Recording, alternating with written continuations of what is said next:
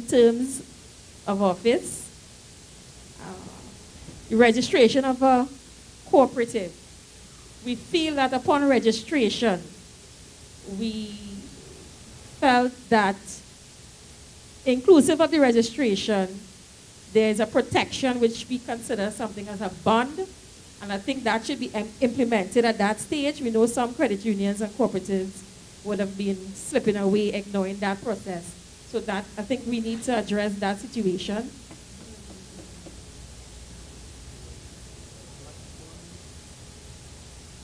We say no to permanent shares. A member should have the ability to request their investment, whether it be shares or fixed deposit investments. There are stipulations where the board could use the discretion upon distributing to make sure that there's no financial impact on the organization, but it should be extended to the members of withdrawal of shares or transfer.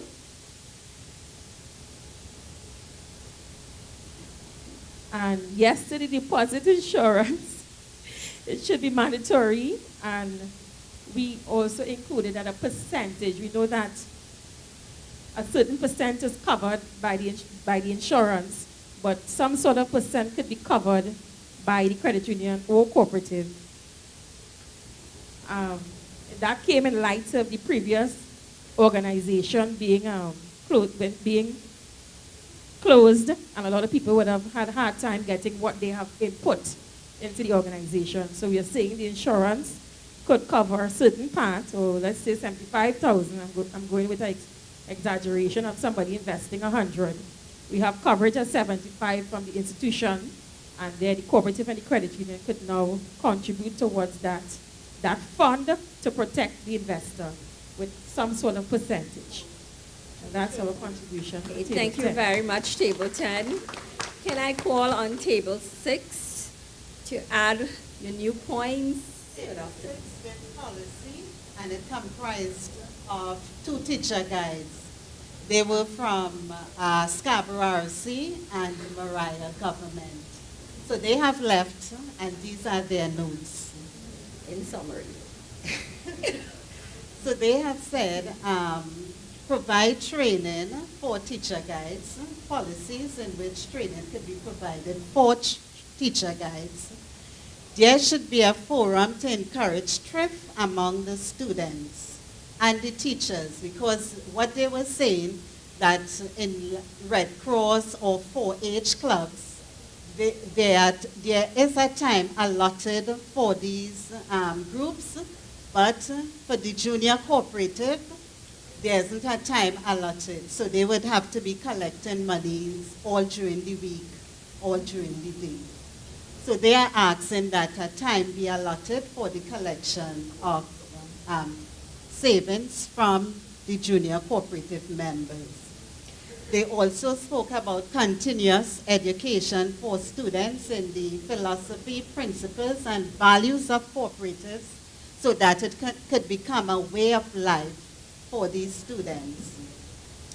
They also asked if recognition for duties performed as teacher guides be given, such as certificates, awards, and it could be included in their performance appraisal. They also would like to encourage projects run by the junior cooperative to generate income and to encourage entrepreneurial skills, and that credit union should adopt a junior cooperative. And it was very heartening to hear the presenters saying that they would like to become involved with cooperative, because what they were saying is when they approached these credit unions to save, they were rejected, and they had to go to like Unit Trust Corporation to save.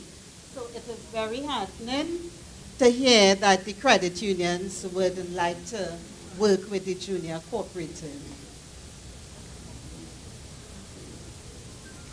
They would like a software to be adopted so that less time could be spent in record keeping. In terms of governance, encourage compliance with the bylaws and financial auditing. So they would want to comply with the bylaws. They also ask for regular visits to monitor and advise teacher guides.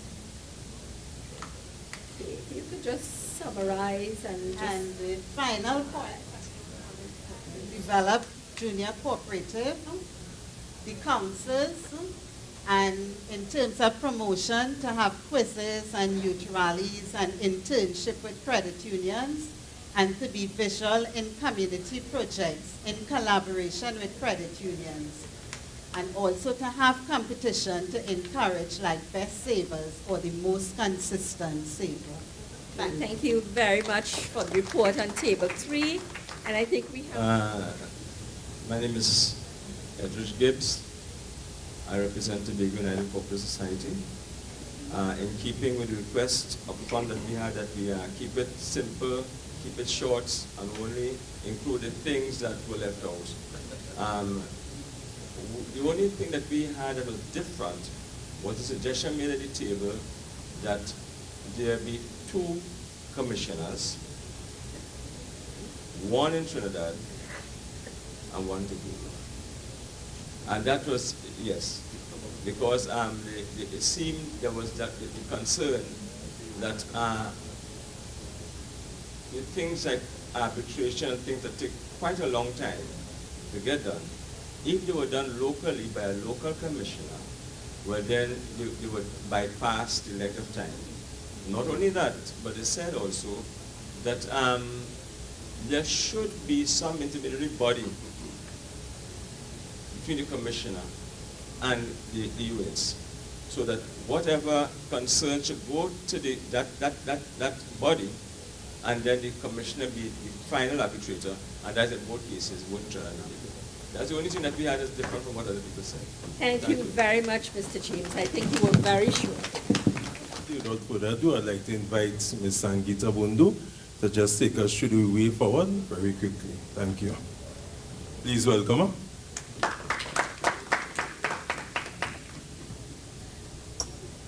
Senator the Honorable Jennifer Batiste Primus, Minister of Labour and Small Enterprise Development. Assemblyman Mr. Joel Jack, Secretary, Division of Finance and Enterprise Development, Tobago House of Assembly. Mr. Joseph Remy, President, Cooperative Credit Union League, Trinidad and Tobago. Ms. Jennifer Danielle, Permanent Secretary, Ministry of Labour, Small and Enterprise Development. Specially invited guests, stakeholders, cooperators, good afternoon. It is a privilege and joy to stand here today, having been part of the rich and meaningful consultative process that we undertook cooperatively today. One of the things made patently clear from these consultations is that the strength of the cooperative movement is not only in its financial base and unity, but, some might say more importantly, in the intellectual capacity and skills of its members, a capacity and skill set that is underlined by a tremendous amount of practical experience. As Minister would have outlined earlier, the formal process to amend the legislation governing the cooperative sector began in 2004, 12 years ago. A fact that can be intimidating and discouraging, especially given the many hours, nights, and days of work that have been part of this process. And yet we are still with the same 45-year-old legislation. The wise ones say that the only time you fail is when you give up. And we, both the ministry and the sector, as has been clear from the consultations, have not given up thus far. And as I dare say we begin the end of the journey, let us remind ourselves today that our presence here and participation in the consultation means we have not failed. My task at this point is deceptively simple. As we come to the close of this set of consultations, I am to outline for you the way forward. Having had the benefit of your expertise and knowledge, along with the benefit and expertise and knowledge of stakeholders in Trinidad, we will allow a few more days for the receipt of further comments submitted to the Ministry via the Commissioner for Cooperative Development. That time, however, will be limited, with comments expected for the latest within the next 3 weeks. Following the receipt of all comments, a committee will be created to collate and consider the comments received and prepare draft policy for consideration by the sector via internal consultations in March 2016. After the finalization of the draft policy, the Honourable Minister will present the draft policy to Cabinet for approval. Upon receiving the approval of the policy by Cabinet, the drafting of the revised legislation by the Chief Parliamentary Counsel in the Ministry of the Attorney General and Legal Affairs will begin with the expectation and hope that a draft bill will be ready in the second quarter of this year. As I had advised before, the way forward promises us a future of more hard work so that we can together accomplish our aim of an updated and relevant cooperative policy and legislation. In closing, I reiterate the commitment of the Ministry to the updating of the policy and legislation and recognize that we at the Ministry cannot go it alone in order to get the job done. And we look forward to continued collaboration as we move towards the finish line. Thank you. Thank you, Ms. Bundu, for just outlining the steps forward. And we look forward to everyone completing their submissions within the next 2 weeks.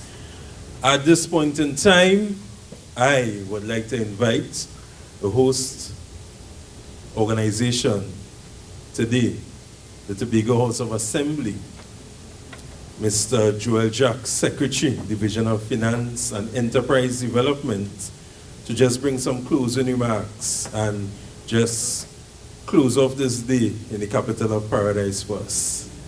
I welcome Mr. Jack to the podium. Thank you very much, sir. I trust that we all had an exciting day. Let me start by acknowledging Senator the Honorable Jennifer Baptiste Primus, Minister of Labor and Small Enterprise Development, Ms. Jennifer Daniel, Permanent Secretary of the Ministry.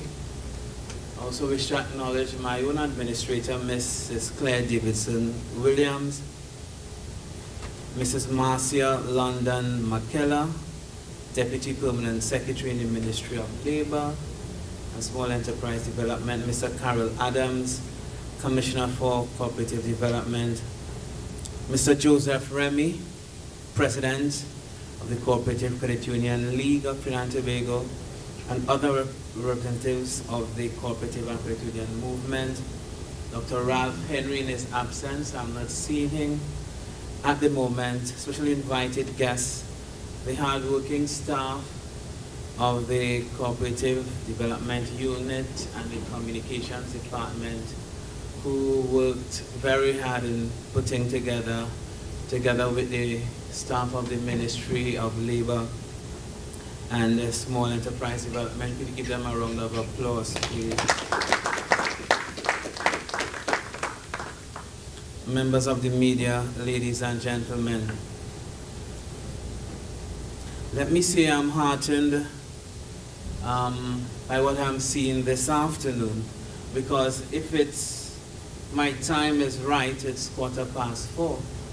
It's a Friday afternoon, the beginning of the weekend, and your response and your body language tells me that you took with delight the serious nature of today's exercise, and at 4:15 you are still here, ready to give your contribution to Tobago's development and the future development of the cooperative movement on the island. Let me reassure everyone present here today that the Assembly, through the Division of Finance and Enterprise Development, will continue to work to assist both credit unions and cooperatives to address and surmount their existing challenges. I recall only last year, when the last government was looking to move forward with the enactment of the Credit Union Bill, as Secretary of Finance and Enterprise Development, I convened a meeting with the credit unions on the island to discuss the implications of the new bill. At the time, I did not march, although I was tempted to. But arising out of this meeting, I commissioned Carey Consultants, led by Dr. Ralph Henry, and I would dare say a friend of the credit union cooperative sector, to undertake a study to look at the implications of the new legislation and to detail our response to treating with the bill. The study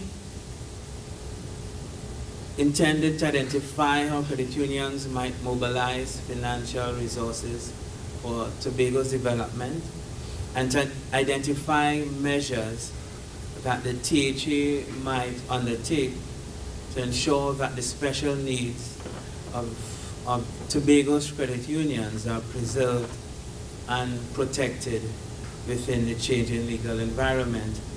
The report is being finalized, and just last week, several representatives of the credit unions here in Tobago, we met in this very same space to explore opportunities for the Assembly's partnership with the sector.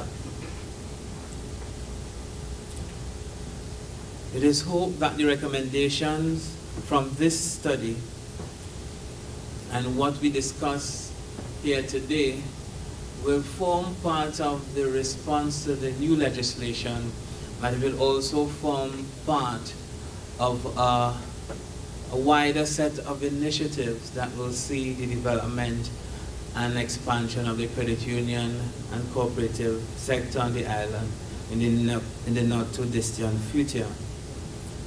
But ladies and gentlemen, as I said this morning, we are in challenging times. But why am I so excited and elated is that with challenging times brings with it a lot of opportunities. Many opportunities for us to explore new avenues for shaping the future of this sector. And I know that today's forum would have brought a number of ideas and initiatives to the fore. So as I close, let me again reaffirm the commitment of the Assembly and the Division of Finance to the cooperative movement and the credit union sector. And Minister, I look forward to us working together a lot closer, walking hand in hand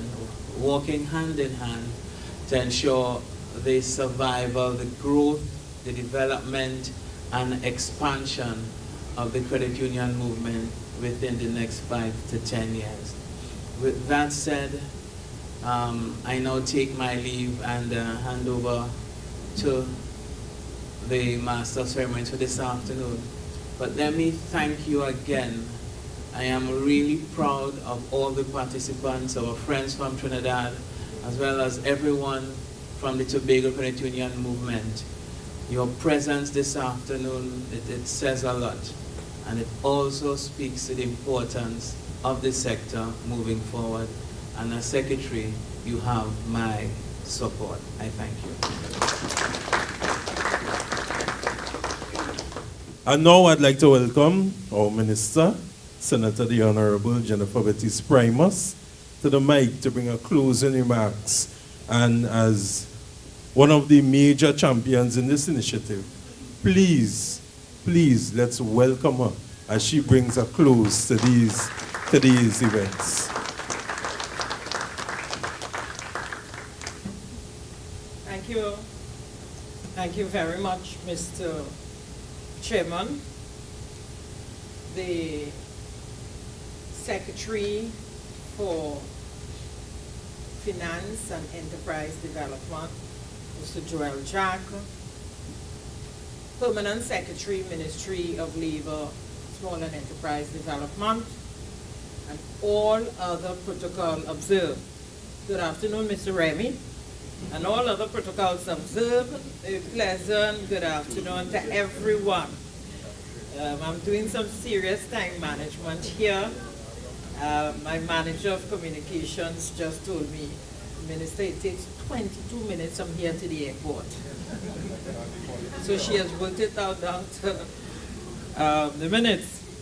Firstly, allow me to express my gratitude to you, Mr. Joel Jack, Secretary for Finance, Enterprise Development, and to my fellow Tobago cooperators, brothers and sisters. I thank you for the warm reception received today during this consultative process.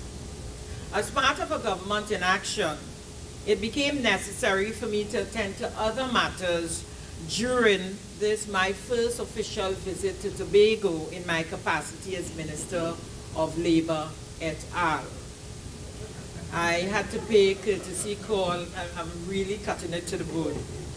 I had a very interesting, productive courtesy visit to the Chief Secretary, Mr. Orville London, and also a meeting with the Secretary for Labor and Settlements, and then came back here and had a working lunch with the Secretary for Finance and Enterprise Development, along with the Chairman of NEPCO and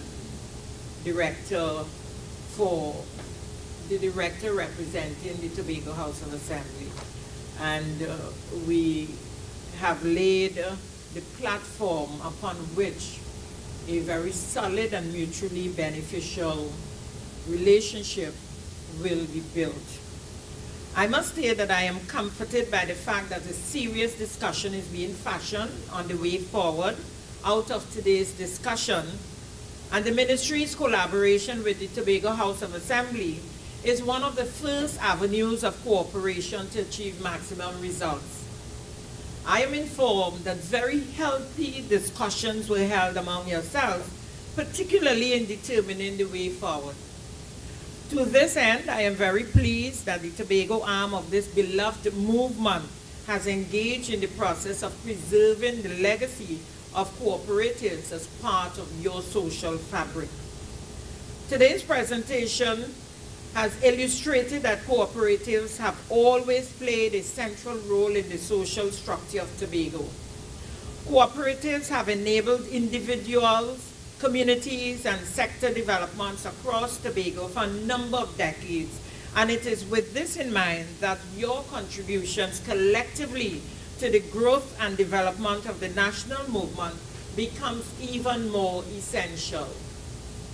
Fellow cooperators, it is our intention to pool the information gathered from both consultations, the one in Trinidad and this one here today, excuse me, and to develop a draft document, a draft comprehensive policy for your consideration before that draft policy being placed before the cabinet for approval.